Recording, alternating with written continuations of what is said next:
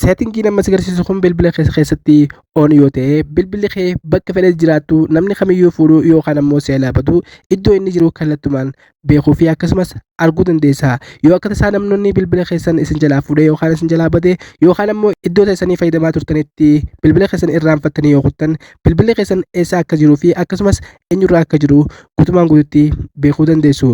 Seetingii kana guyyaa irraa of yoo ta'e jiraate ammoo on godhadhaa. Jalqaba irratti gad harkisuudhaan bilbila keessan seetingii ni seentu.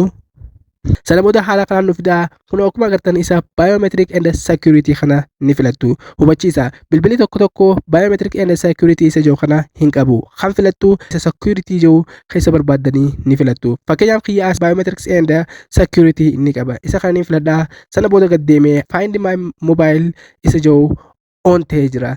Viidiyoo kana erga daawwattanii booda seetingiin kun bilbila keessanitti on immoo of akka ta'e immoo komentii irratti na beeksisaa.